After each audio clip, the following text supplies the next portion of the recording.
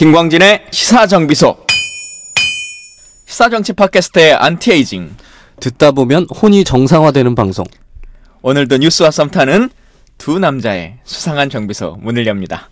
저는 서울말 쓰는 꿀잼 김광진입니다. 하트 유발자 정주식입니다. 예.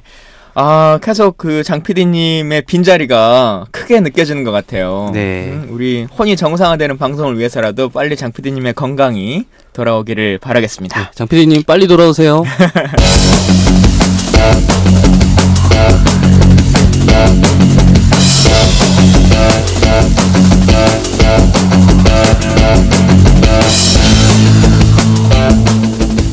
자, 오늘은 여러분들이 많이 기대하셨던 분입니다. 예고가 나가니까 많은 분들이 여러 궁금증들을 달아주시기도 하고 했었는데요. 여러분 사랑하시는 김현 의원님께서 이 자리에 함께 와 계십니다. 박수로 맞이하겠습니다. 반갑습니다. 네, 김광진 의원하고 한방 쓰는 김현입니다. 말이 좀 이상한데요? 정확히는 제가 김현 의원님 집에 더부살이를 하고 있습니다. 여의도 그 여의도 사무실 말씀하시는 거죠? 예. 저도 한번 놀러 간 적이 있었어요. 그러셨어요? 네. 예. 네. 일단 오셨으니까 저희 시사정비소 청취자분들께 인사 한 말씀 좀 해주시죠. 네, 이 시사정비소 출연한다고요. 김광진 의원 얼굴 오늘 이 사무실에서 며칠 만에 보는 것 같습니다. 네, 저는 더불어민주당 김현이고요. 어제는 김광진 의원이 1년 전에 필리버스터로 대한민국을 정말 뜨겁게 달궜던 그렇죠. 날이었고요. 전 세계가 정말 필리버스터는 이런 거다 했던 날입니다. 김대중 대통령이 했던 필리버스터의 기록을 깬 김광진 의원에 이어서 저는 오늘 컷오프 된 것을 확인하고요. 그럼에도 불구하고 대한민국의 미래를 위해서 필리버스터를 한 날이 저는 오늘입니다. 1년 전에요. 그리고 지금은 문재인 후보 상황실 부실장을 맡고 있고요. 그다음에 추미애 대표의 특보를 맡고 있습니다. 네. 아주 상큼하게 시작이 그러게요. 되네요. 컷오프 1주년을 맞이한 특집 네. 방송으로. 근데 컷오프 1주년인데도 1주년이 지나고 나서는 뭔가 엄청 많이 가지셨잖아요. 그렇네요. 그러니까 저는 추미애 대표 대변인 했는데 특보도 아니고 뭐 부특보도 아무것도 없어. 근데요. 아무것도 없어. 그 사이에 이 김광진 의원이요. 전국을 돌아다니면서 함께 여는 미래. 예. 거기에 강연하고 그다음에 뭐 조직 사업 하시고. 당직 하나가 없어. 당직 그러니까 하나. 계속 이 얘기를 하시는 거야. 아니 네. 우리한테 처음에는 자기가 그 문재인 대표 최측근이다. 내가 제일 가까이 있는 사람이다라고 했는데 막상 캠프가 꾸려졌는데 뭘 하는지 잘 모르겠어요. 이분 뭐 하시나요? 비밀 사업하고 있어요. 다 맞잖아요. 스몰-B. 아무도 몰라. 저는 뭘 알아요. 하는지. 저는 알아요. 그런가요? 네, 곧 조만간에 캠프 직책 맡으실 겁니다. 그렇군요. 대표한테 좋은 말을 많이 해야 되는데 맨날 저랑 같이 쓴소리예요. 쓴소리 담당이어가지고 대표님이 싫어하시나 봐요. 큰일 났어. 아니에요. 그렇지 않아요. 예. 네. 자, 기왕에 이제 말씀을 시작하셨으니까요. 캠프의 상황실 부실장 이제 이런 직함을 맡으셨다 이렇게 말씀하셨어요. 네. 많은 분들은 그 상황실이 정확하게 어떤 일을 하는 건지도 잘 모르겠고 네. 부실장이라고 하면 정말 어떤 역할 자체가 있는 건가. 또 특히나 정치권에서 보면 뭐 실장, 본부장 이런 사람들은 그래도 역할이 네. 있는데 붙자 들어가는 사람 치고 별로 일하는 역할이 잘 없다라고 네. 생각들을 하게 되는데 네. 어떤 자리인가요? 사실은 종합 상황실입니다. 그러니까 이제 캠프 안에 7개 본부가 있고요. 그 7개 본부가 어떻게 구성되어 있냐면 조직, 그다음에 비서실, 전략, 홍보, SNS, 미디어. 미디어. 하나가 뭐죠? 총무. 네. 총무. 제일 중요한 것 같은데 총무. 근데 총무는 뭐 그냥 심부름 하는 데니까요. 그 7개 본부 가 어떻게 유기적으로 잘 소통되는지와 함께 바깥에서 벌어진 일, 긴급한 상황이 네. 발생할 수도 있잖아요. 그래서 그거를 점검하고 그 촘촘히 챙기는 일이 종합 상황실이고요. 거기에 이제 위기 대응하는 팀도 있고, 그 다음에 현안 대응하는 팀도 있고요. 그 다음에 전략도 수립하는 게 있는데, 저는 아마 제가 이제 2012년도에 국정원 여직원 댓글 사건 연루가 돼서 지금 재판을 받고 있거든요. 네. 그리고 이제 강기정 의원이 종합상황실장이세요. 그래서 그렇게 이제 외부에서 좀 그 선거에 간섭하거나 개입할 소지들이 또 있지 않습니까? 네. 그런 여지가 있는지 없는지를 좀 들여다보는 일이 부실장의 역할이고요. 이렇게 이제 캠프가 어떻게 구성돼서 운영되는지 또는 문재인 후보가 어떤 전략으로 이번 대선에 임하는지를 이렇게 방송에 나와서 이제 홍보도 하고 그다음에 그 박근혜 정부에 대해서 비판도 하고 이런 일을 하기 때문에 부실장은 하는 일이 많습니다. 사무실에 박혀가지고 24시간 컴퓨터랑 씨름하는 일이 아니고요. 부실장이 막 10명 이렇게 되는 거 아닙니까? 현재는 한 6명. 네. 많긴 많구나. 왜냐하면 현역 의원도 있고요. 그다음에 이제 각 그 파트별로 뭐 네. 조직을 담당한 분도 있고요. 그다음에 이제 저희가 특히 엊그저께 그 발족식을 했는데 안보 포럼이라고요. 네. 그 이번 대선이 아마 일자리 문제와 안보 문제가 가장 그 국민들 사이에서 이렇게 잘 해야 된다라는 여론이 매우 높습니다. 네. 그러니까 순번으로 보면 일자리 그다음에 안보예요. 그러니까 박근혜 정부가 안보에 무능했고 그래서 이제 특히 우리 김광진 의원이 그 분야의 전문가인데 안 여줘 안보 포럼에. 왜냐면은 알아서 어련히 잘할까 이런 것도 안보 있고 포럼에 안 여줘.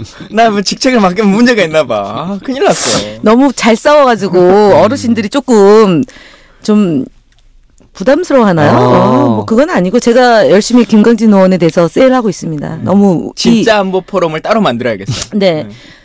청년 안보 포럼 어떨까요? 그러니까요. 네. 자, 그 기왕에 나왔으니까요. 이 방송 듣는 분들이 저도 그렇고 좀 헷갈리는 직책이 있어요. 뭐냐면 말씀하신 것처럼 상황실장이라고 하는 강기정 의원이 하는 상황실장이 있고 또 송영길 의원이 하는 그 종합선대본부장. 네. 그러면 그 두 사람이 거의 똑같은 일인 것 같은데. 그러니까 똑같지 않고요. 본부장은 누가 더 높은 사람입니까? 송영길 의원이 더 높죠. 그래요? 네, 더 높고 그다음에 강기정 의원은요. 사실은 뭐라고 해야 되나 이제 청와대 시스템으로 보면 비서실장이 있고 그다음에 국정상황실이라는 게 있어요.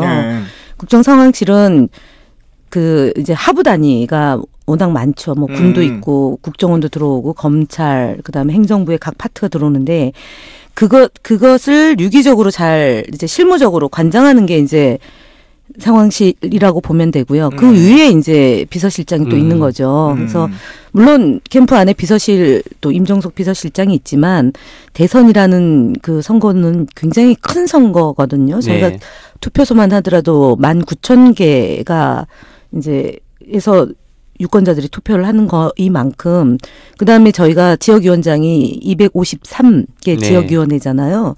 그거는 이제 공조직이 그렇고 이제 뭐 직능 조직도 있고 부분별 조직도 있고 이제 이런 제반의 조직들이 잘 작동되는 거를 조직본부에서도 하지만 조직본부가 또 사고 없이 되는지를 앞에서 뒤에서 이렇게 챙겨보는 일이죠. 그러니까 뭐라고 되나 민원실이라고 보면 되나요? 그러니까 빨리 제 민원부터 좀 해결해 주세요. 알겠습니다. 네. 종합 상황실이 그 외부적인 어떤 위기에 대응하는 역할도 한다 하셨는데 어제 이런 보도가 나왔잖아요. 그 문재인 캠프의 어떤 예비 내각 뭐 이런 리스트가 발표가 됐는데 법적 조치를 하겠다라고 어저께 김경수 대변인이 발표를 했고요. 그다음에 법률 자문을 지금 구하고 있고요.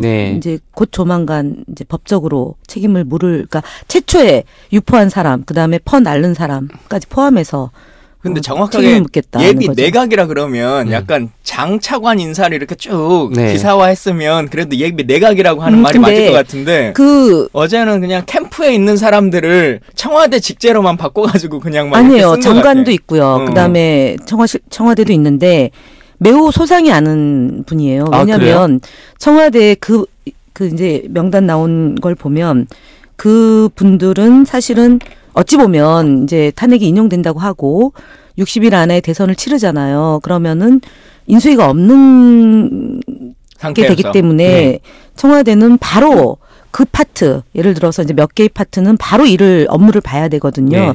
거기에 해당되는 수석과 실장에 대한 거고요. 이제 사람을 김현 의원이 빼더라도 없던데. 그는 정말 다행입니다. 저를 보호해 주셔서 그분한테 정말 감사한 게 그게 어찌 보면은 많은 사람들한테 견제를 받게 하는 거예요. 그리고 이제 검증의 대상이 되는 거죠. 리스트에 오르면 안 되는 거죠. 대부분. 안 된다고 보기보다는 어쨌든 구설수에 오르는 거고 그래서 그것을 만들어서 이득을 보는 사람이 누군가를 보면 만든 사람이 알 수 있다 누군지. 그래서 사실은 제가 그걸 명단을 보고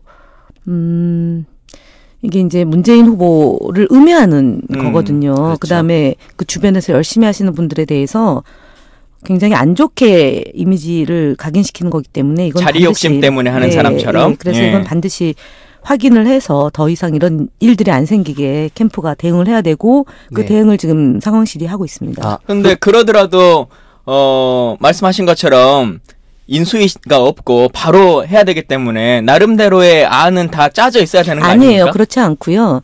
탄핵이 인용되고 경선을 치러야 되잖아요. 후보도 확정이 안 됐으니까 후보가 확정이 되고 그다음에 후보가 등록해서 캠페인을 해야 되고요.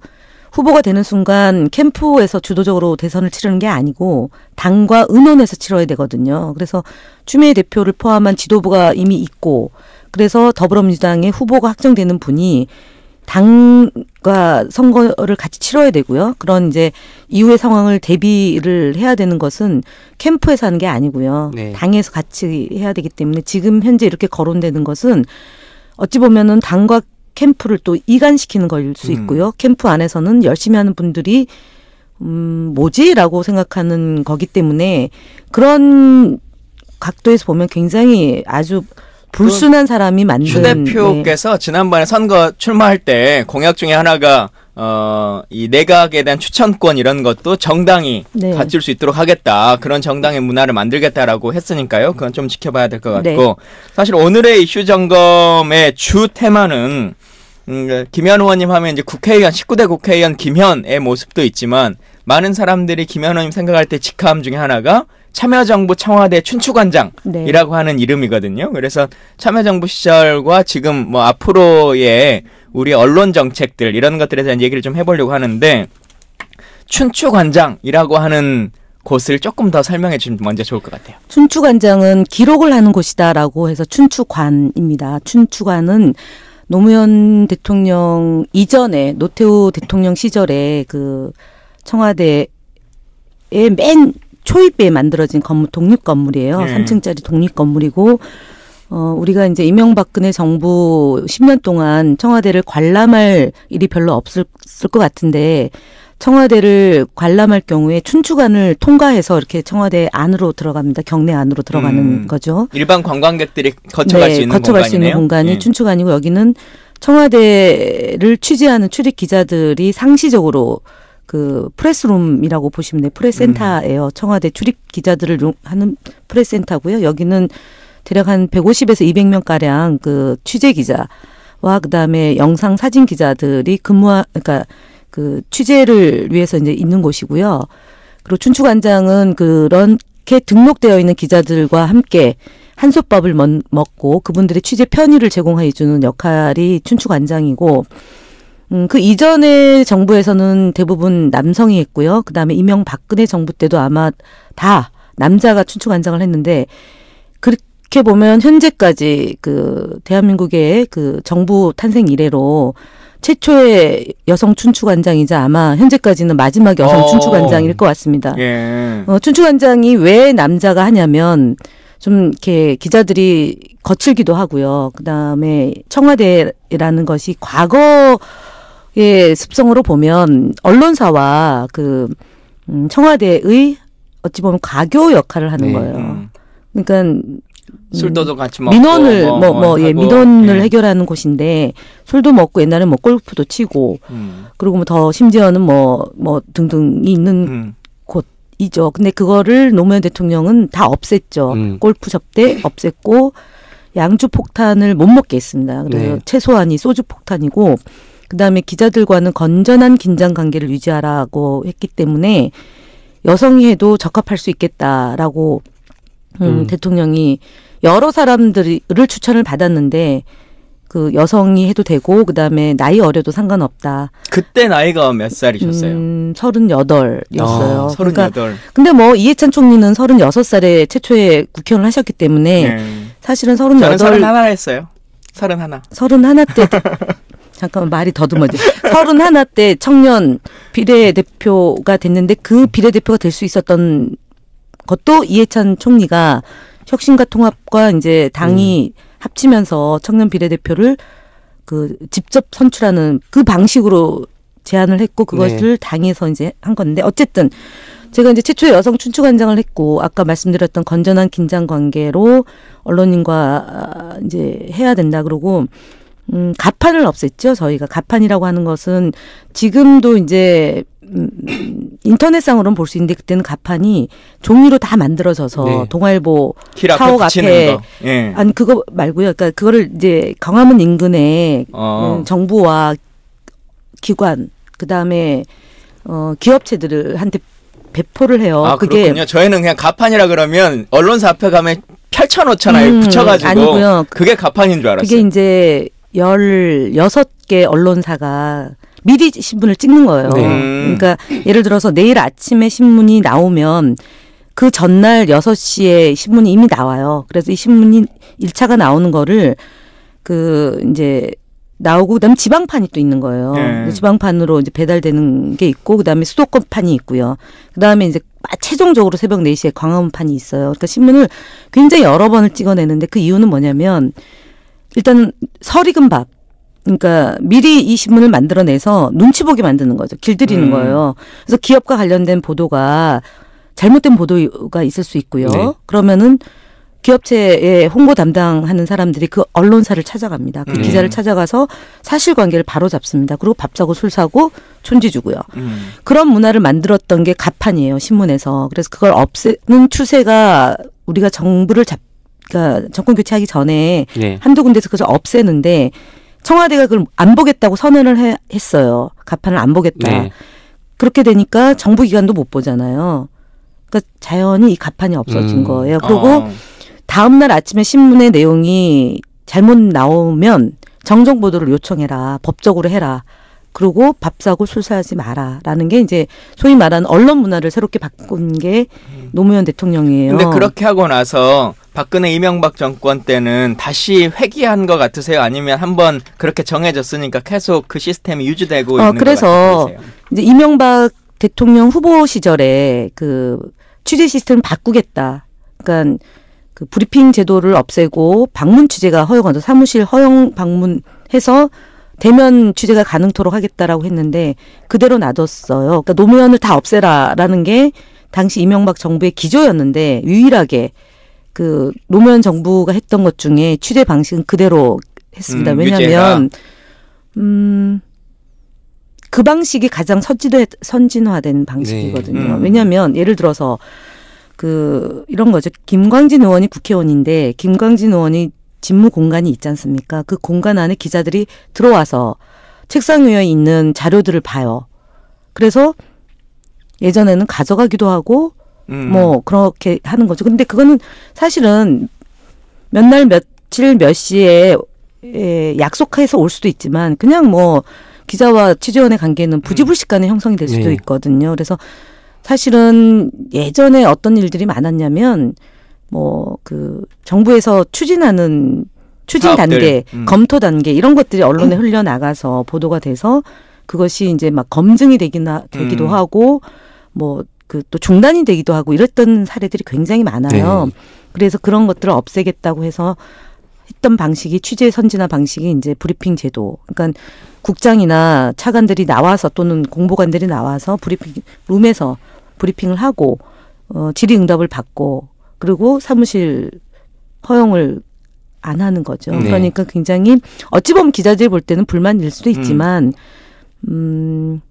외국의 사례까지 다 종합적으로 검토한 결과 그렇게 이제 결론을 근데 내린 거죠. 말씀하셨던 내용에도 들어있지만 사실 참여정부의 언론 정책에 가장 대표적으로 생각하는 게 사람들이 기자실 폐쇄라고 하는 그 단어가 이제 각인돼 있잖아요. 네, 네. 그것이 과연 기자실을 폐쇄하는 게 맞느냐라고 하는 생각들이 있는데 어떻게 생각 드세요? 기자들이 외려 그거는 이제 뭐 반대도 있었지만 공평하게 기회를 주고 그다음에 자료를 제공해 주잖아요. 그러면은 옛날에는 뭐 지금도 그런 담합이 있는지는 제가 뭐 확인은 안 해봤지만 소위 영향력 있는 매체를 우대하고 그렇지 않은 매체들은 좀 홀대받는 게 있었어요.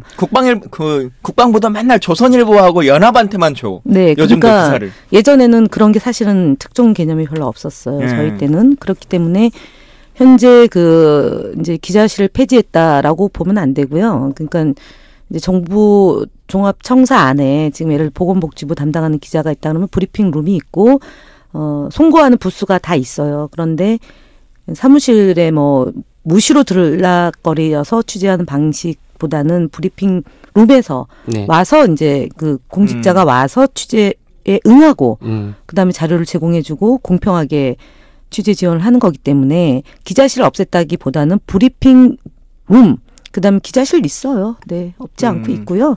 옛날처럼 이제 몇몇 언론사만 이제 출입하는 제도를 없앴던 거죠. 그러니까 예를 들어 신문협회, 그러니까 결론적으로 기자실이 폐쇄됐다라고 하는 건 너무 안 맞죠. 과도한 네, 그렇죠. 얘기네요. 네. 예. 언론 선진화 정책 방금 말씀하신 그 사항들이 시행됐을 때 춘추관장으로 계셨었나요? 네, 춘추관장이었어요. 30대 여성 춘추관장으로 최초로 일을 하셨잖아요. 아까 말씀하셨던 것처럼 기자들이 상당히 거칠기도 하고 참 다루기가 어려운 사람들이다라고 말씀하셨는데 근데 이분이 더 거칠어가지고. 그래서 그렇게 된 건가요? 촘촘해죠, 촘촘. 그래서 30대 여성 춘추관장으로서 초반에 좀 어려움도 있으셨을 것 같아요. 처음부터 제가 춘추관장은 아니었고요. 네네. 제 앞에 세 분의 춘추관장이 있었어요. 그러니까 지금 김만수 부천시장이 첫 춘추관장이고요. 두 번째, 세 번째가 있었고 제가 네 번째였거든요. 네. 근데 거기에 수식어를 하나 더 붙이면 최장수 춘추관장인데 사실은 저는 이제 기자들하고 청와대에서 처음 만난 게 아니고 네. 그 당의 공보실에서 이제 그렇죠. 부장, 네. 부국장, 부대변인 이제까지 하면서 이제 춘추관장을 한 거거든요. 행정관 춘추관장을 하는데 외려 여성들이 홍보 파트는 여성들이 더 강세해요. 세계적 추세로 보면 제가 이제 대통령님 행사를 이제 해외 순방 행사를 가게 되면 먼저 이제 선발이라고 해서 답사를 가거든요. 그럼 상대 파트너가 대부분 여성이에요. 네. 그러니까 촘촘하게 챙기는 거죠. 그다음에 이제 토씨 그리고 왜곡 잘못되고 이런 것들을 다 이제 파악할 수 있는 거고요. 마케팅도 요즘은 여성 취향에 맞춰서 마케팅을 하잖아요. 상품을 만들어서 가장 주 고객이 책이나 상품을 구매하는 게 인터넷으로 구매하는데 대부분 엄마들이 하잖아요. 네. 근데 제가 사실 했던 것 중에 하나가 엄마잖아요. 네. 그러니까 밥을 삼시세끼를 같이 먹습니다. 아침, 네. 점심, 저녁을. 춘추관에 식당이 별도로 있거든요. 그리고 어려웠던 점은 이제 춘추관 말고 이제 청와대 안에 있는 분들은 조선일보 보도가 잘못됐다 그러면은 정정보도 요청을 세게 하고 왜 춘추관에서 이런 것들을 제대로 못하냐라고 얘기하면 통제를 하라는 것 내지는 잖아요. 네. 그리고 이제 관리 감독을 더 철저히 하라는 건데 저는 그건 아니라고 생각하고 그분들하고 그럼 기자들은 뭐라고 그러냐면 그걸 얘기를 하죠. 네. 그러면 기자들은 춘추관장은 기자편에 서야지 왜 청와대 관계자의 이익을 대변하냐 이제 이러면서 제가 어려웠던 점을 이제 저희 여사님한테 한번 여성 행정관 비서관들하고 이제 점심 먹는 자리에서 제가 말씀드렸던 게 뭐냐면 저는 경계인 같습니다. 그러니까 청와대 관계자들은 저를 기자로 보고요. 네. 기자들은 저를 청와대 관계자로 봅니다. 그러면서 정보도 없다. 그것도 모르냐. 그리고 구박을 해요. 그래서 전 모르는 게 너무 당연하다. 이렇게 생각을 하고 저를 비우면서 일을 했어요. 그러니까 사실은 많이 울었어요. 저는 혼자. 전혀 안 우실 것 같은데요. 저 많이 울었어요. 네. 왜냐하면 초기에 대변인이 여성이었는데 그분이 인수위나 캠프에 합류를 하지 않았던 분이었어요. 네. 아나운서 출신의 여성 대변인인데 노무현 대통령의 철학이나 정책을 충분히 습득하지 못한 상태의 대변인이 되시니까 기자들이 굉장히 좀 어렵게 상황을 했고 그분도 대변인을 안 해봤으니까 좀 언론과의 관계를 원만하게 못 풀었어요. 그 중간에서 제가 굉장히 힘들었죠. 사실은 대변인이 남들이 보면 그냥 잘 읽고 아나운서처럼 그 무대에서만 얘기를 하면 될 것 같은데 일종의 서비스직이거든요. 그러니까 기자들을 잘 이렇게 해결해주고 케어해주고 그러니까 취재에 그러니까 뭐 김광진 의원도 대변을 했으니까 우리는 지금 국회에 출입한 등록돼 있는 기자가 한 800명 될 거거든요. 그리고 우리 당에 등록되어 있는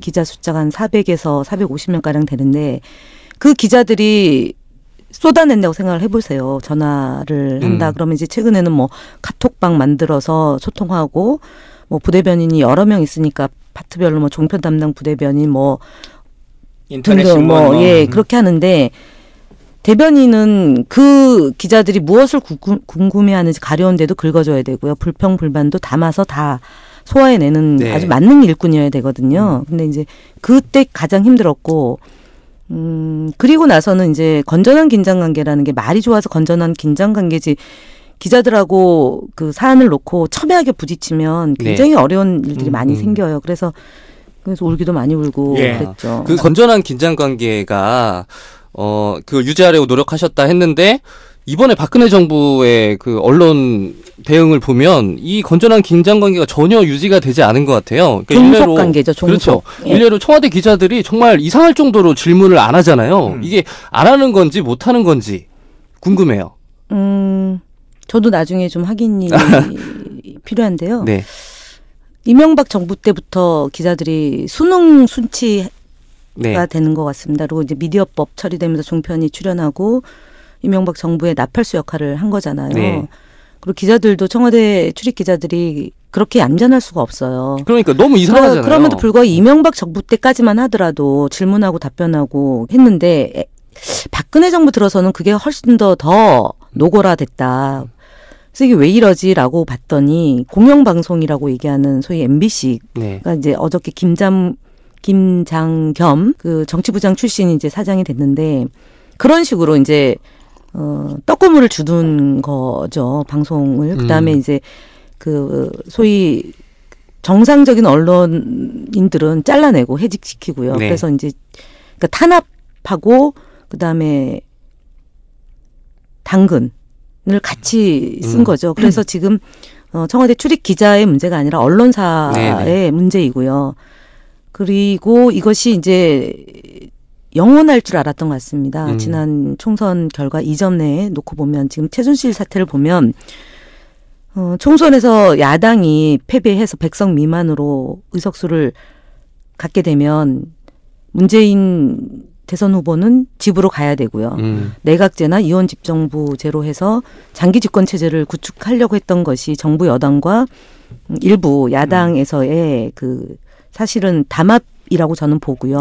근데 그걸 국민들이 용케도 저희를 구해준 거죠. 그래서 123석 저희 더불어민주당이 얻게 됐고 정의당이 6석 그다음에 국민의당이 38석 해가지고 야대 국면을 만들어서 지금 여기까지 온 거지. 안 그랬으면 지금 언론의 환경, 기울어진 언론의 환경과 여대 야소였다면 또 국민들이 생각하고 염려하는 건 이 힘 빠져 있는 박근혜 대통령이 지금 이 시간까지도 그냥 수첩도 갖고 오지 마세요, 노트북도 가지고 오지 마세요 그러면 아무렇지도 않게 그냥 와가지고 있던 그 기자들이 다음 우리 민주정부가 또 들었으면 완전 또 벌떼처럼 질문하려고 그러고 왜 이렇게 그 언론 탄압하냐 그러고 막 외칠 거 아니냐라고 하는 걱정을 하시는 거잖아요. 근데 그래서 그러한 예 중에 하나가 최근에 보면 문재인 대표의 언론 정책이 너무 탄압적이다 뭐 하는 걸 관련해서 수행하는 기자들이 성명서를 막 내기도 하고 막 했다고 하는데 성명서 낸 건 아니고요. 이제 사건이 좀 있었고 저는 첫 번째로는 현장에 문재인 후보 측에 수행했던 분들 그다음에 현장을 5명밖에 기자가 없었는데 엉켜서 취재가 제대로 안 됐다. 이거는 귀책 사유는 저희 쪽에 있다. 캠프가 있다라고 저는 보고요. 두 번째는 현장의 기자들은 제가 이제 그 일 벌어지고 나서 기자들 만나서 어떻게 말씀을 드렸냐면 동고동락이다. 그리고 종군 기자다라고 생각을 하셔야 된다. 그리고 기자분들도 유권자다. 그리고 유권자에게 영향력을 미치는 분들이기 때문에 그만큼 책임감을 가져야 된다. 그다음에 공정하게 보도를 해 주시라. 그리고 불편함과 불만 사항이 있으면 말씀해 달라라고 얘기했어요. 제가 종군 기자라고 얘기한 건 뭐냐면 제가 이제 청와대 춘추관장으로 있을 때 아르비를 갔던 적이 있습니다. 거기가 이제 그 전쟁 지역이었잖아요. 그렇기 때문에 그때 당시 출입했던 청와대 기자들한테 보안을 요구했고요. 100% 보안이 유지가 돼서 무사히 다녀왔어요. 그건 뭐냐면은 그러니까 전쟁터에 같이 가는 기자는 종군 기자예요. 그리고 현장을 취재하는 기자들은 항상 위험으로부터 노출되어 있다. 테러로부터 노출이 되어 있고 그래서 대통령의 테러를 보호하는 사람이고 경호를 같이 하는 사람이다라는 그 동료의식을 가져달라. 그러니까 너는 너 나는 나가 아니라 이 새로운 대한민국을 만드는데 언론인도 같이 가는 거다. 그리고 우리가 잘못하는 것은 비판은 받고 겸허히 수용하겠다라는 거예요. 그래서 현장에 있는 기자들이 그 후보와 이 일체감을 갖지 않으면 후보를 이해하지도 못할 뿐만 아니라 비난하는 게 생기거든요. 그래서 캠프는 언론인과 정말 밀접하게 그 우리가 되어가는 과정으로 좀 해야 되고요. 기자들도 마찬가지고. 그래서 제가 볼 때는 그 농도가 지금 현재 청와대 출입 기자들은 잘못을 눈감아서 온 거기 때문에 비판받고 비난받아야 되는 거죠. 네. 우리 지금 현재 아직 저희가 뭐 집권한 것도 아니기 때문에 지금 현장에 각 후보를 취재하는 기자들은 그 후보의 머릿속에 들어가서 이 사람이 어떤 고민과 번뇌와 생각과 철학을 갖고 있는지를 전달자 역할을 하는 거고요. 잘못을 비판하는 거죠. 가도하면 그거는 정정하고 바꾸는 문제. 그게 건전한 긴장관계인 거예요. 그래서 지금 청취하고 계신 분들이 언론에 대해서 굉장히 예민하고 그다음에 그 우리에 대해서 이제 문재인 후보나 아니면 이재명 후보, 안희정 후보에 대해서 비판하거나 비난하는 거가 많이 눈에 띌 수 있지만 언론의 기능 중에 하나가 그 기능이에요. 그래서 정상적인 것은 저희가 수용하고요. 팩트가 틀리다라는 것이 있을 때는 가감 없이 우리 김광진 의원이나 저한테 알려주시면 그 투쟁에는 앞장설 겁니다. 예. 틀린 기사는 저희는 못 봅니다. 예. 그래서 지금도 제가 그때도 그랬고 지금도 그렇고요. 당당하게 대응하자라는 게 저는 노무현 대통령한테 배웠고 또 이해찬 의원한테 배웠던 겁니다. 그 틀린 기사의 대부분이 어찌 보면 이제 종편이라고 하는 곳에서 많이 나오는 거지 않습니까? 네. 미디어법의 문제점들은 뭐 많이들 아시니까 더 재론할 필요가 없겠습니다만 차기 정부에서는 이 미디어법이나 종편이라고 하는 것을 어떻게 해결하고 고민해 나가야 될 것이냐라고 하는 생각들은 좀 있으세요? 저는 첫 번째는 언론인들의 자정 노력이 제일 중요하다. 그러니까 외부에서 예전에 보면 정부를 수립하면 낙하산으로 많이 가요. 특히 공영방송이나 아니면은 정부의 지분이 많이 들어가 있는 YTN, 연합뉴스 뭐 이런 것들 그런 것에 가는데 저는 그거는 이제 시대에 뒤떨어져 있기 때문에 그 안에서 자사 언론인 출신이거나 뭐 그렇게 전문 영역에 있는 분들이 역할을 맡는 게 맞는 거고요. 첫 번째. 그걸 위해서는 자정 노력이 중요하다. 자기 문제는 그 언론사에 있는 분들이 가장 정확히 알거든요. 그다음 두 번째 종편의 문제는 사실은 심사하는 그 구조가 이미 편파적으로 돼 있어요. 그러니까 대통령이 임명하는 것, 그다음에 정당에서 임명하는 숫자가 이미 편파적으로 돼 있기 때문에 정부 입장이 입김이 적용될 수밖에 없거든요. 그래서 이 구성비를 어떻게 할 거냐가 이제 지금 언론법 개정인데 지금 현재 있는 바른당과 자유당에서 바꾸는 걸 반대하고 있죠. 그래서 왜 저러나 그러면은 지금 이 구조로 가져가면 새롭게 만들어지는 정부의 입장이 거의 100% 다 수용이 되는 거거든요. 그래서 그거를 좀 조정하려고 그러는데도 반대하고 있는 거고요.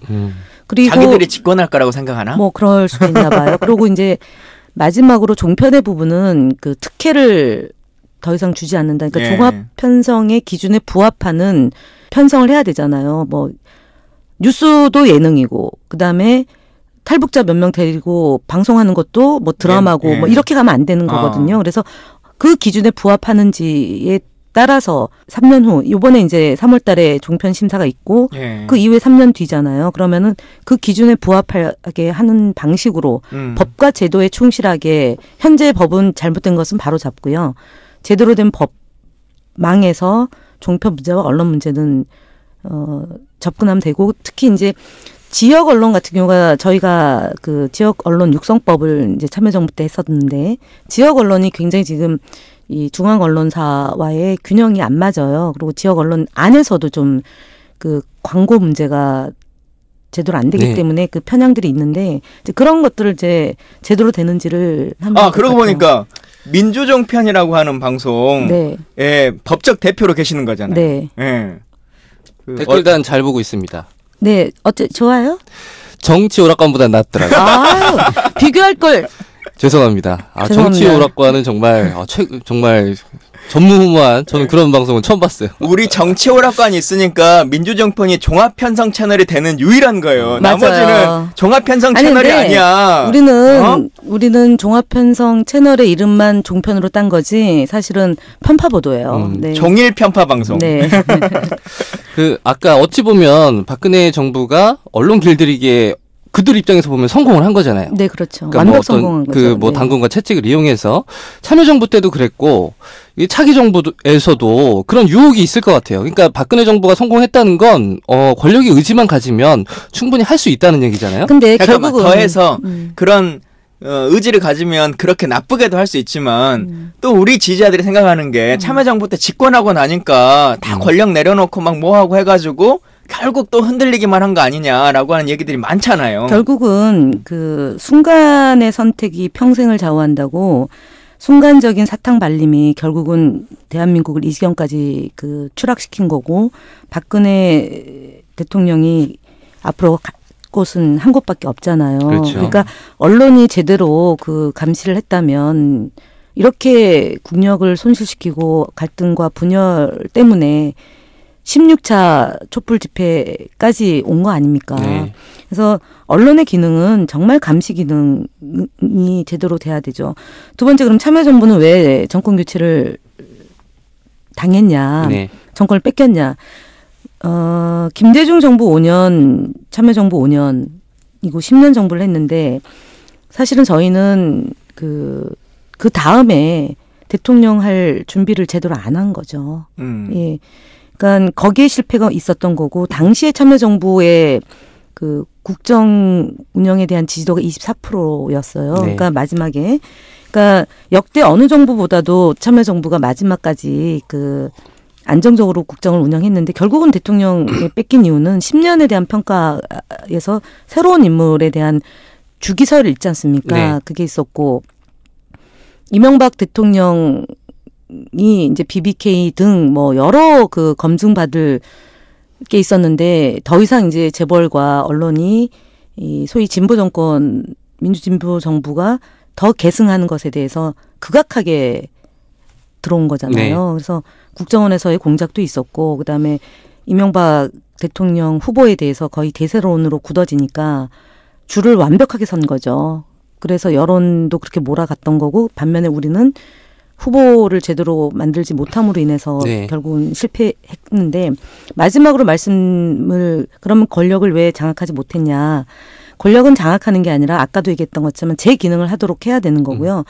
권력을 장악하는 게 중요하겠지만 5년 이후에 다음 정부까지도 우리가 가능하다라고 보면 길게 보면 13년, 짧게 보면 10년이잖아요. 개헌이 안 된다고 보면 10년이고 개헌이 된다고 보면 13년의 정부가 되는 거잖아요. 그렇게 장기적으로 놓고 우리가 플랜을 잡고 권력 기관을 제자리에 놓고 적폐청산을 하고 그다음에 재벌들의 그런 이익들을 그러니까 편파적인 것들을 바로 잡는다. 그러니까 얘기했던 게 청와대, 국정원, 경찰, 재벌개혁, 그다음에 복지 문제, 일자리, 국방개혁 이런 중요한 아젠다에 대해서 정말 믿고 맡기겠다라는 확실한 믿음과 신뢰만 있으면 저는 13년 또는 10년 안에 이 일을 해내야 된다고 봅니다. 네. 국정원 얘기를 하셨으니까 질문이 제가 드렸던 질문은 어떻게 하면 언론 권력을 장악할 수 있냐가 아니라 그런 유혹이 있을 거 아니에요. 정권을 잡으면 절대로 할 수가 없어요. 왜냐하면 네. 말씀드렸던 것처럼 저희는 감시 기능을 그분들이 굉장히 촘촘히 하시는 분들이죠. 언론의 네. 반은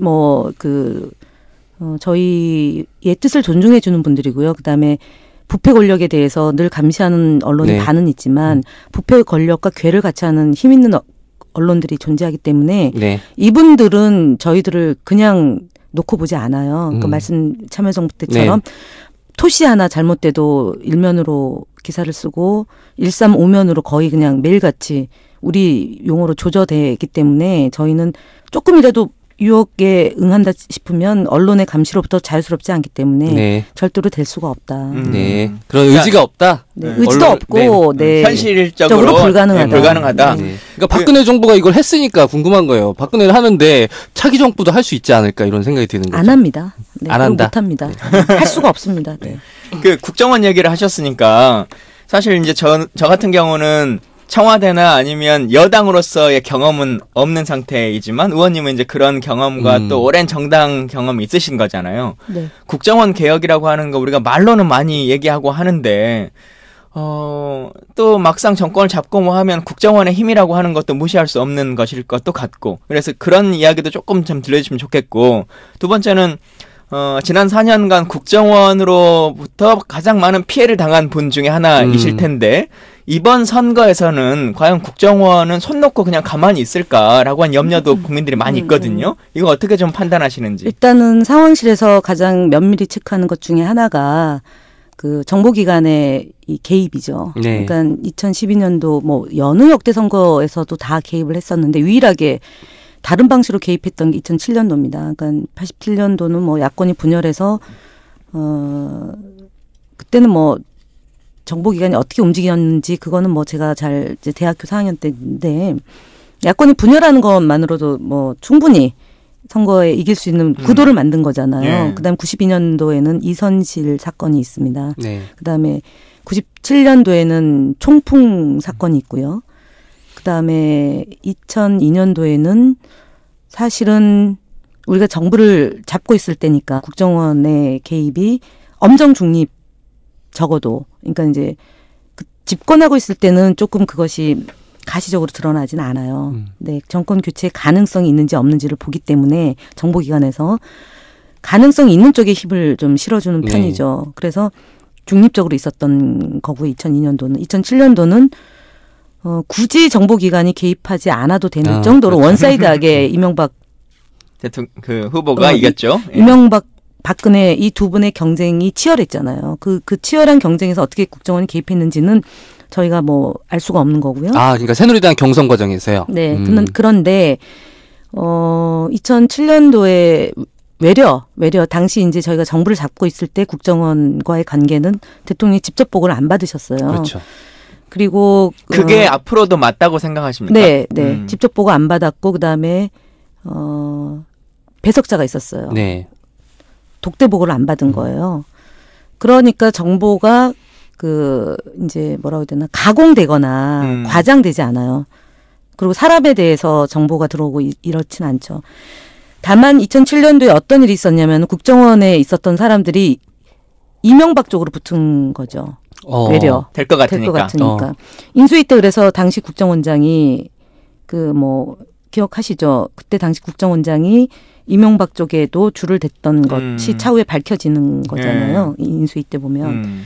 그럼 지금 국정원은 어떻게 할 거냐고 보면 정권 교체 가능성이 매우 높다. 네. 그렇기 때문에 국정원이 함부로 움직이지 않는다라는 걸로 이제 보시면 될 것 같아요. 근데 국정원이라고 하는 기관이 막 마음을 먹으면 막 이런 것들을 다 할 수 있습니까? 두 번째, 그렇죠. 그러니까 부품 공작 가능하고 총풍 유발시키는 거 가능하고 우리가 남이가 92년도에 김기춘과 그때 당시 부산 시내에서 우리가 남이가 해가지고 공작을 했던 거잖아요. 그리고 역으로 이제 뭐 녹음 도청으로 몰고 간 것처럼 그러니까 이 뭐냐면 지금 국정원이 개입할 여지가 있느냐의 문제는 2012년도에 댓글 공작 같은 방식으로 하느냐의 문제잖아요. 그건 사실상 불가능하다. 근데 그건 들켰으니까 우리가 모르는 새로운 뭔가를 고민하고 있지 않을까. 새로운 방식이 있을 것 같아서 상황실에서 면밀히 이 상황을 체크하는 거고요. 그리고 이제 국정원은 정치 개입을 늘 해왔기 때문에 우리가 집권을 해도 똑같은 방식으로 가지 않을까라고 이제 걱정을 하잖아요. 사실은 국정원은 해외 파트가 강화돼야 돼요. 네. 그리고 대북 관련 첩보가 공작이 아니라 뭐 예를 들어서 간첩을 조작해가지고 상황을 대선 총선 앞두고 지방선거를 앞두고 유호성 사건이 지방선거 앞두고 벌어진 거잖아요. 그리고 박원순 서울시장을 공격하기 위한 수단으로 쓴 건데 간첩 조작을 해가지고 그게 이제 남대준 때 만들어진 거죠. 그러니까 결국은 이 기관이 그런 공작과 조작을 하느냐 이거는 현재 국회의원들의 몫이죠. 못하도록 감시 기능을 해야 되는 거고 국민적 감시는 댓글단의 기능처럼 이제 뭐 일배 등 이렇게 이제 막 그 순식간에 어떤 이슈가 나오면 글들이 막 올라오는 그런 것들이 있는지를 감시를 해줘야 되는 거고 세 번째는 지금 뭐 어버이 연합이나 뭐 등등 자유청년 연합이나 이런 단체가 조직적으로 움직이는 거잖아요. 그 배후에 국정원이 있다라는 거고 그래서 어쨌든 간에 그런 움직임들을 이제 저희가 봐야 되는 거고 이후에는 국정원은 문재인 후보가 국정원의 기능을 바꾸겠다라고 얘기했잖아요. 저는 충분히 가능하다. 왜냐하면 국정원의 그 요원들은 국가에 충성하려고 들어오는 분들이지 정치적으로 악용하거나 나쁜 짓 하려고 들어온 분들은 아니에요. 출발 자체는. 예. 군인들도 마찬가지잖아. 근데 군 통수권자가 어떤 거에 방점을 찍느냐, 어떤 보고서를 좋아하느냐에 따라서 최순실 같은 파동이 벌어지는 거고 그다음에 그 김대중 노무현 대통령과 같이 민주적으로 권력기관을 우리 국민들에게 돌려드리겠습니다라고 예. 하면 거기에 맞춰서 그 국정원이 운영이 될 수 있고 기무사가 운영이 될 수 있고 그 경찰이 운영이 될 수 있다라고 봅니다. 그래서 저는 그럼 너무 낭만적인 거 아니냐, 너무 안일한 거 아니냐라고 보는데 그 수장들, 그 장들 예를 들어서 행정부의 수장, 그다음에 차관, 그다음에 기관장들이 이제는 국민들의 그 민심을 파악하던 사람들이 돼야 된다. 그러니까 네. 1,000만 명이 동원이 돼서 촛불을 이어온 거는 유권자의 4분의 1이에요. 실제로 대한민국의 그렇죠. 예. 뭐 6분의 1이라고 보고 그럼 4분의 1이고 실제로 투표하는 사람들의 기준으로 놓고 보면 훨씬 더 많은 사람들이 촛불의 대열에 합류한 거예요. 그래서 예전에 노무현 대통령이 탄핵당했을 때 하신 말씀이 있습니다. 저 촛불은 지금은 나를 지지하지만 내가 정치를 잘못하면 언제든지 저 촛불은 나에게 등을 돌릴 거다라고 얘기했는데 그 등을 돌렸을 때가 언제냐면은 농민들과의 시위였어요. 그래서 결과적으로 제가 지금 이제 촛불 집회 매번 나가면서 느끼는 거지만 매우 무겁게 받아들이는 것은 현재까지 이 상황을 만든 것은 일부 정치인이 아니고 국민이었고 국민의 뜻을 잘 받들어 가는 정부가 된다면 저는 권력기관의 이런 적폐 청산 그리고 우리가 만드는 꿈꾸는 세상은 저는 가능하다. 그리고 그것이 5년 안에 이룬다고 생각하지 말고 좀 장기적 과제 그러니까 국정 아젠다를 뭐 2040년까지 놓고 본다거나 이렇게 좀 장기적 과제 놓고 중기적 단기적으로 해가지고 새롭게 만드는 대통령 그러니까 나의 대통령이라고 저는 명명을 해요. 나와 대통령 그러니까 내가 꿈꾸는 대한민국 예. 그러니까 나의 대통령, 마이 프레지던트의 개념으로 국민들이 하나하나 그 1대1로 소통하는 방식으로 가면 내가 대통령이라면 어떻게 이 대한민국을 만들어낼지에 대해서 고민하면 과도한 요구는 사실은 좀 불가능할 것 같고요. 거의 이제 마칠 시간이 돼가는데 현실적으로 될 것 같아요. 저 하나 아까 그 국정원의 활동을 이렇게 감시하고 계신다고 해서 아까 몇 가지 요런 거 우리가 감시해야 된다 말씀하셨잖아요. 저 하나 좀 당부드리고 싶은 게 이번에 만약에 국정원이 작정을 하고 의지를 갖고 뭔가를 한다면 저는 가짜 뉴스일 가능성이 되게 높다고 생각하거든요. 네, 그것도 제가 사실은 그렇죠. 세월호 때 상황실장을 했었어요. 네네. 세월호 참사 벌어지고요. 가짜 뉴스가 이제 유언비어잖아요. 그렇죠. 그 허무맹랑한 그 기사 뭐 이런 것들이 근데 있었는데 그것만 그냥 읽으면 뭔가 맞을 것 같아요. 근데 아니어도 상관이 없어요. 근데 정확히 보셔야 될 것은 그 사진은요 바이라인이 있어요. 예를 들어 로고가 찍힙니다. 연합뉴스면 연합뉴스, 뉴시스, 뉴스원 출처가 있습니다. 근데 가짜 뉴스의 대부분은 사진 내에 그 바이라인이 없어요. 그 회사의 심벌이 없으니까 뉴스에 심벌이 있는지 없는지를 보셔야 되고요. 그 다음에 기자. 그러니까 누가 쓴 건지 예를 들어 뉴스원이다. 그럼 뉴스원에 기자가 이름이 있는데 이름이 없는 거는 가짜 뉴스죠. 네. 그리고 이제 매체가 그게 등록되어 있는 매체인지 아닌지를 보셔야 돼요. 근데 지금 보니까 박근혜 정부 때 보니까 인터넷 상으로 그러니까 그냥 1인 미디어가 굉장히 많이 만들어졌어요. 네. 그래서 그 회사 주소가 있는지 연락처가 있는지 그리고 기자의 이름을 검색해서 기사가 하나가 아니라 2개, 3개가 있는지까지 보고 펌을 하는 게 맞는 것 같아요. 그리고 그러면 가짜뉴스를 저희가 파악이 되는데 사실 그거는 저희가 촘촘히 지금 보고 있어요. 이 뉴스는 가짜니까 이거는 어떻게 해야 된다라는 걸 하는 거고요. 그리고 제가 국정원 피해자라고 했는데 댓글 공작 때 가장 먼저 현장에 가가지고 그때 선관위하고 경찰이 어설프게 하는 바람에 네. 저희가 대치기를 당했잖아요. 지금 경찰은 그렇게 못할 거라고 저는 봅니다. 왜냐하면 그때 소위 말해서 새누리당이 네거티브 대응팀을 구성을 해서요. 네. 집권하고 있었기 때문에 굉장히 압력을 심하게 가했어요. 그래서 중간 수사 결과를 발표하게 했는데 지금 대통령이 탄핵되어 있잖아요. 그래서 청와대가 기능을 제대로 못하고 대신 한교안 국무총리가 하는데 저희가 감시해야 될 대상은 한교안입니다. 네. 이분이 지금 책도 내고 의전하고 뭐 시계도 찍어내고 그러는데 뭔가 야심이 서서히 드러나고 있거든요. 그리고 그 특검 연장도 안 하고 있는데 한교안 국무총리가 뭐 하는지 실시간으로 24시간 들여다보고 이분의 행태를 낱낱이 실시간으로 저희가 계속 파악하는 것이 네. 이번 대선의 가장 중요 포인트다. 그분도 사생활이 있으신데. 뭐 눈 감고 눈 뜨고. 네. 네. 계속 마칠 시간 제가 말씀을 드리는데 지금 드려야 될 말도 많고 나눠야 될 이야기들도 참 많은 것 같아요. 근데 마지막 질문 중에 하나로 그 참여정부에 같이 있으셨으니까 안희정 지사에 대해서도 잘 아실 것 같아요. 네. 뭐 오랜 기간 같이 지내셨을 테고. 근데 최종적으로 문재인 후보를 선택한 이유가 있으실 거고. 그래서 단순하게 대세니까 뭐 이 사람을 해야겠다라고 하지는 않으셨을 것 같은데 네. 문재인 후보의 강점이라고 하는 것을 좀 청취자분들께 얘기해 주면 좋을 것 안희정 같고. 후보의 강점도 같이 말씀해 그러니까요. 주셔야 네, 후보들의. 2007년도 잠깐만요. 그리고 저희가 시사 정비소이거든요. 네. 그래서 모든 사건들에 보면 이러이런 것들은 최소한 정비가 필요하다라고 하는 것들을 이야기하는 방송이에요. 그래서 문재인 후보나 안희정 후보 혹은 이재명 후보에게 이런 부분들은 조금 정비를 했으면 좋겠다라고 하는 네. 제안을 좀 해주시고 간단하게 좋겠습니다. 예, 정비소 정비해야 될 거는 공희 새 후보의 여성 정책과 여성 인력이 부족하다. 네. 부재하거나 부족하다. 그거 얘기 드리고 새 후보 공이다 그렇고요. 네. 그다음에 그 문재인 후보의 강점은 2007년도 패배에서 비롯된 거예요. 2007년도. 2007년도에 선거에서 졌던 이유가 후보 준비를 제가 제대로 못했다라는 네, 거잖아요. 그래서 2012년도 대선 때 2011년도에 이분이 이제 대선 후보로 나오게 된 과정인데 준비된 후보 검증해서 실수가 없어야 되고 그다음에 국정 운영 경험이 있어야 되고 네.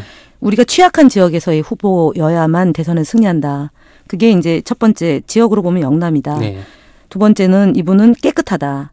세 번째 이분은 국정 운영 경험이 있기 때문에 준비된 후보다라고 해서 이제 2011년도에 이분을 대선 후보로 이제 저희 진영에서 네. 한 건데 그래서 2012년도에 진 거는 결과적으로 뭐 여러 이유가 있지만 우리의 판단 때 준비가 부족했다. 두 번째는 박근혜 대통령 만들려고 했던 사람들보다 절실함이 부족했다. 네. 그다음에 세 번째 당의 그 역할을 없애버렸다. 이제 이거예요. 그래서 이번 대선은 당의 역할을 강화한다. 그리고 4년 동안 준비가 됐다. 검증이 됐다. 그리고 우리가 취약했던 곳에서의 후보이기 때문에 강점이 됐다라고 보는 거죠. 그러면 안희정 후보는 뭐냐? 이것을 역으로 보면 될 것 같고요. 그다음에 그 안희정 후보랑은 사실은 대학교 4학년 때 제가 처음 만났고요. 노무현 대통령이 대선 후보가 전혀 뭐 생각하지 못했을 때 저는 노무현이 대통령 된다라고 생각하고 당에서 일을 했고 네. 그 일을 제가 할 수 있도록 저를 도와주신 분이고요. 아까 얘기했던 2011년도에는 도지사를 했기 때문에 네. 문재인 대통령 후보 만들기에 제가 함께 동참을 했고 그것이 2017년까지 이어왔기 때문에 안희정 네. 후보랑은 함께하지 못하는 이유가 될 것 같습니다. 예. 그렇군요. 자, 이렇게 우리 김현 의원님 모시고 얘기 나눠봤는데, 진짜로 좀 아쉬운 것 같아요. 뭔가. 죄송합니다. 더, 저희가 물어봐야 될 것도 많고, 국민 여러분들께서 궁금한 이야기들도 많이 있으실 것 같은데, 사실 지금 오늘 1시간 동안 얘기를 나눴지만, 4년간 의정활동 하셨던 여러 가지 이야기들, 그리고 그냥 정치적 현안 얘기만 했습니다만, 안행위원으로서의 계실 때의 역할들이나, 뭐, 이제 국정원과 관련한 정보위, 뭐, 이런 이야기들도 많이 들어볼 수 있을 만한 것들이 많은데. 또 불러주세요. 예, 좀 저도 아쉽다. 정부의 언론관에 대해서 여쭙고 싶은 게 굉장히 많았거든요. 네. 그리고 저희들이 실제 청와대나 아니면 국정 경험이나 이런 것들이 다 깊지 않기 때문에 현장의 이야기들을 이렇게 다 들으니까 참 의미 있고 좋았던 시간인 것 같은데요. 다음 시간에도 꼭 나와주시면 좋겠다라고 네, 하는 말씀 드리고 네. 겸해서 가장 친한 국회의원은 누가 있으세요? 가장 존경하는 분은 이해찬 의원이시고요. 예. 네. 지금 그다음에 뭐 하세요? 민주당 외교안보통일 국정자문회의 의장으로 계셔요. 네. 그리고 세종시 국회의원이시고요. 네. 노무현 재단 이사장이시고요. 네. 경선 과정에서 엄정 중립에 위치해 계시고요. 후보가 정해지면 열심히 하시겠다는 그래서 게 그렇게 입장이고요. 가까우시니까 네. 빨리 모시라고요? 시사정에서 알겠습니다. 모시겠다고 네, 얼른 예. 딱 확답을 해주세요. 네, 곧 모시겠습니다. 아, 네, 예. 김강진 의원을 굉장히 좋아합니다. 네. 자, 김현 의원님의 백으로 우리가 다음에는 또 이해찬 총리님을 한번 시사정비소에서 모셔서 얘기 더 나누도록 하겠습니다. 오늘 함께해 주셔서 감사하고 또 마무리 말씀으로 한 말씀 마무리해 주시죠. 네, 내일이면 17자 촛불 집회입니다. 여기까지 오게 된 국민 여러분께 진심으로 감사드리고요. 저희가 마지막까지 최선을 다해서 끝이 아니고 끝은 끝이 아닙니다. 끝은 시작이고요.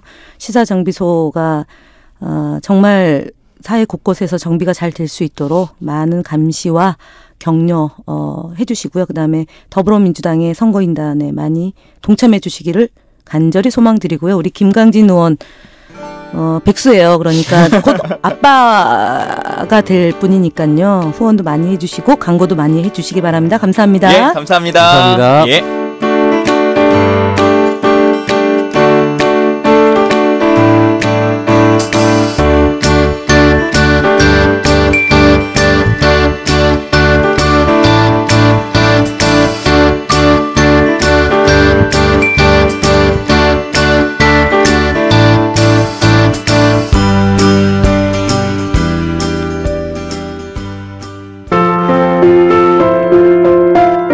여러분, 오늘 방송 어떠셨어요? 저희 방송에 힘을 실어주고 싶다면 구독하기, 다운로드하기, 후기 남기기, 하트로 여러분의 마음을 표현해주세요. 그 마음에 힘입어 더욱 열심히 만들겠습니다. 다음 방송까지 안녕히 계세요.